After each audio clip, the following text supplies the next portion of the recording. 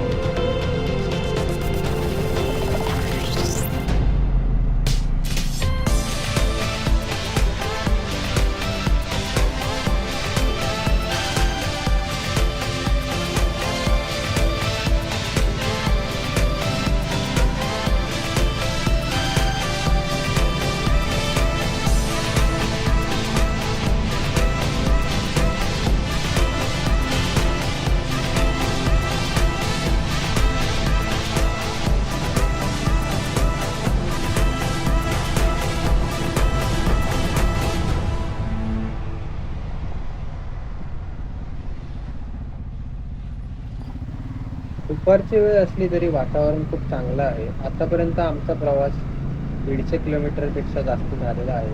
पुण्यात गाडी चालवून मला कसलाही त्रास झालेला नाही आणि थकवा देखील जाणवत नाही. रस्त्यावर दोन्ही बाजूला झाडे असल्यामुळे गाडी चालवायला खूप मजा येत आहे.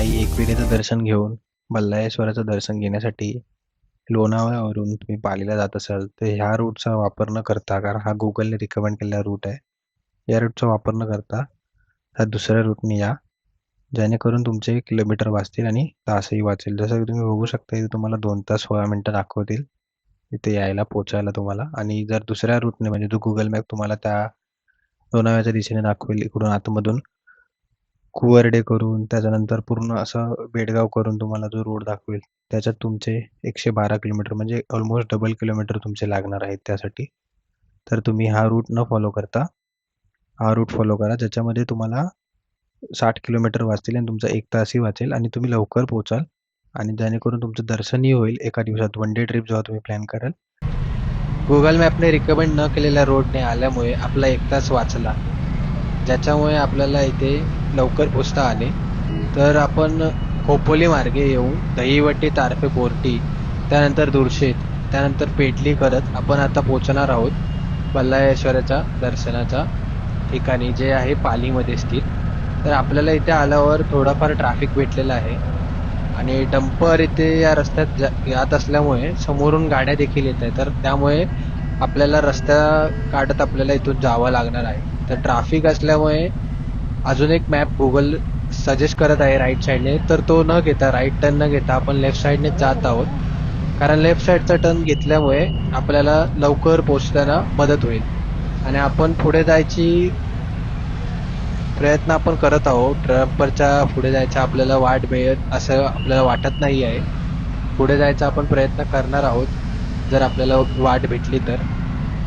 आता गाड्या येत असल्यामुळे पुढून देखील डंपरच्या बाजूने एक मोठी गाडी येत असल्यामुळे आपल्याला जागा भेटत नाही आहे आणि आपण इथेच आपल्याला मंदिराच्या प्रवेशद्वारासमोर आपण आता पोहोचेल असं मॅप दाखवत आहे. ते बघा, दोन्ही साईडने गाड्या येत असल्यामुळे आपल्याला जागा भेटली नाही, पण आता रस्ता खाली झालेला आहे. डंपर इथे छोट्या ठिकाणी घुसल्यामुळे खूप ट्रॅफिक झालेला आहे आणि आता आपण येऊन पोचणार आहोत श्री बल्लाळेश्वराच्या गेटच्या समोर. आपण येऊन पोचलेलो आहोत आणि इथून आता आपण आतमध्ये जाणार आहोत.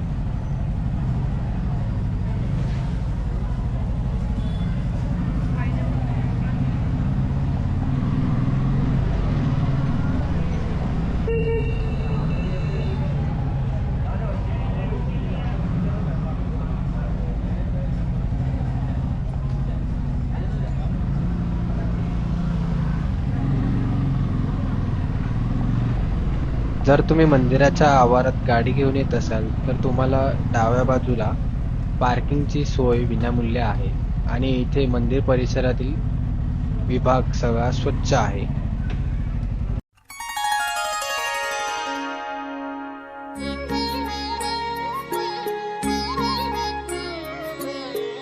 मंदिराबद्दल सांगायचे झालं तर बल्लाळेश्वर पाली हे रायगड जिल्ह्यातील सुधागड तालुक्यातील अष्टविनायकापैकी तिसरे स्थान आहे. भक्ताच्या बल्ला नावाने प्रसिद्ध असलेले हे एकमेव मंदिर असून गणेशाची मूर्ती स्वयंभू आणि ब्राह्मणी रूपात उपरणे व अंगरथा परिधान केलेली आहे. लोकांच्या म्हणण्यानुसार मंदिराची एक आख्यायिका देखील आहे. कल्याण नावाच्या व्यापाराचा मुलगा बल्लाळ हा गणेश भक्त होता. त्याने गणेशजींची कठीण आराधना केली, त्यामुळे गणपती पाली येथे बल्लाळेश्वर नावाने वसले. मंदिराची रचना अशी आहे की मंदिर पूर्वाभिमुख असून मूर्तीचे कपाळ विशाल आहे आणि डोळ्यात हिरे आहेत. मंदिराचे प्रमुख आकर्षण म्हणजे त्यातील 1860 मधील उभारलेली घंटा. ही घंटा जुनी असून अजून देखील ही घंटा मंदिरात आहे.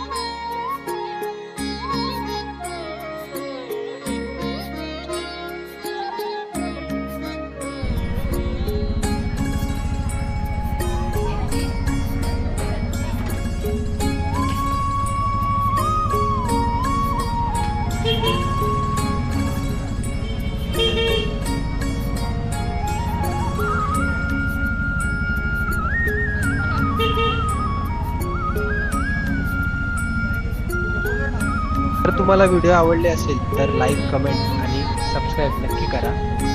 आणि तुम्हाला या व्हिडिओमधील कुठला पार्ट आवडला असेल आणि सजेशन असेल तर कमेंट सेक्शनमध्ये नक्की सांगा. धन्यवाद.